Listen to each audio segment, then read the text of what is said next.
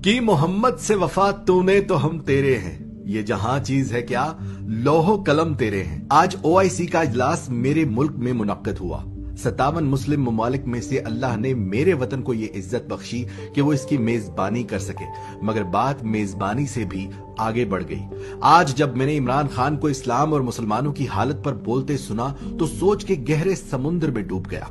आज अरब समेत तमाम मुस्लिम ममालिक के वज़रा और सरबराहान के सामने खड़ा शख्स इमरान खान किसी तौर भी एक आम अजमी नहीं लग रहा था। वो इस्लाम की तारीख का एक एक पन्ना खोलकर मुस्लिम दुनिया को झिंझोड़ रहा था। उसने कहा कि तस्लीम करना पड़ेगा 50 साल की ओआईसी मसला कश्मीर और मसला फलस्तीन पर फेल हो चुकी है। तस्लीम करें कि हमारी आवाज नहीं सुनी जाती।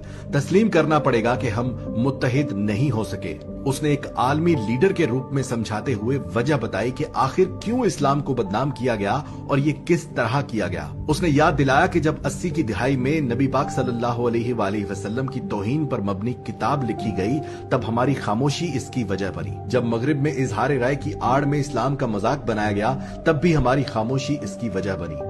जब मगरिब ने इस्लाम को दहशतगर्दी और अमन पसंद जैसे दो ग्रुपों में तकसीम कर दिया, तब भी हमारी खामोशी ही इसकी वजह बनी। हमें एक जुबान में बोलना चाहिए था कि इस्लाम सिर्फ एक है, और वो है वो इस्लाम जो नबी पाक सल्लल्लाहु अलैहि वसल्लम का इस्लाम है, और वो अमन का दीन है। फिर उसने याद दिलाया कि फलस्तीन पर काबिज कुव्वतों के खिलाफ हमारे रिवायती एहतजाज ने मसला फलस्तीन को हल नहीं होने दिया। उसी रिवायती एहतजाज ने कश्मीर का मसला भी हल नहीं होने दिया। अक़वाम मुत्तहिदा में पाकिस्तान की इस्लामोफोबिया के खिलाफ करारदाद मंजूर होने पर मुबारकबाद पेश करते हुए इमरान खान ने कहा कि मगरिब के साथ सिफारती ताल्लुकात अपनी जगह, मगर जहां हमारे मुसलमानों के हकूक की बात हो वहां डरो मत, वहां मुत्तहिद हो जाओ, सब डट जाओ, वरना कुछ नहीं हो सकेगा। उसने याद दिलाया कि 40 साल तक जंगी हालात का सामना करने वाले अफगानिस्तान को हम सब का फर्ज है कि मिलकर मुस्तहकम करें, क्योंकि जब तक वहां भूख अफलास रहेगी दहशतगर्दी खत्म नहीं हो सकती। फिर उसने मौजूदा इंसाफ की शक्ल को नंगा करके दिखाया। उसने कहा कि हमारी नाकामी की दूसरी वजह यह है कि हम सब मुल्क अपने निसाफ के निजाम को गंदा कर चुके हैं। हम ताकतवर को सजा नहीं देते और कमजोर को मुआफ नहीं करते। यह भी याद दिलाया कि इंसाफ का इस्लामी निजाम तो वो था कि जहां वक्त के खलीफा भी किसी एक यहूदी के खिलाफ मुकदमा हार गए, क्योंकि इंसाफ सबके लिए बराबर था।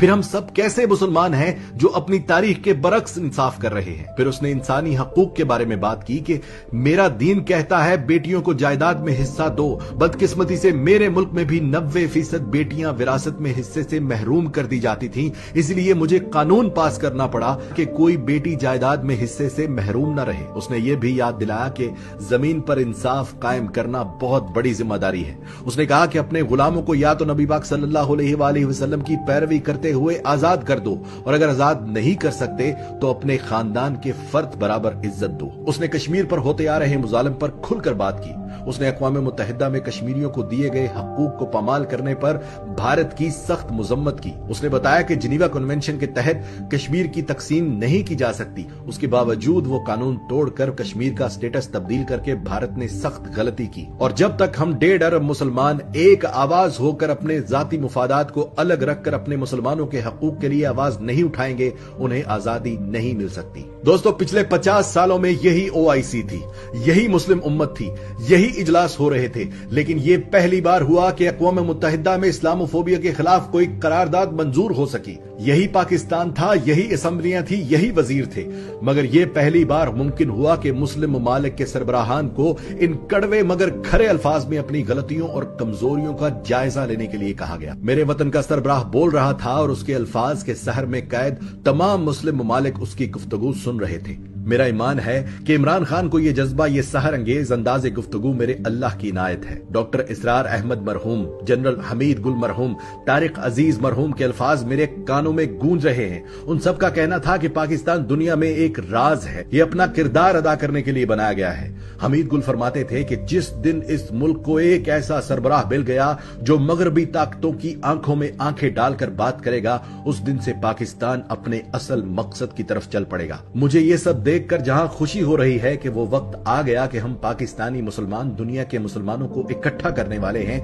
वहां कुछ तकलीफ भी होती है कि मेरे मुल्क का वो गरीब जिसे तालीम से दूर रखा गया, जिसे सिर्फ 2 वक्त की रोटी ही जिंदगी का मकसद लगता है, वो ऐसे वक्त में गैर दानिस्ता उस शख्स इमरान खान की मुखालफत करके उसी मगरिब की ताकत बन रहे हैं जो मेरे वतन को 75 सालों से कमजोर करते आए हैं। क्योंकि वो मगरिब भी पेशेन गोइयां पड़ चुका है कि पाकिस्तान किन राजों में से राज है। वो हमें हमेशा इसीलिए तोड़ता आया है कि हम मुत्तहिद ना हो सके, क्योंकि वो जानता है कि जिस दिन हम मुत्तहिद हो गए उस दिन सब मुसलमान इकट्ठा हो जाएंगे। दुआ है कि अल्लाह पाक हम सबको अपने मुल्क का असल मकाम और मकसद समझने की तौफीक दे। हम मुत्तहिद हो जाएं, हम एक परचम तले जमा हो जाएं, सब सिर्फ और सिर्फ पाकिस्तानी बन जाएं।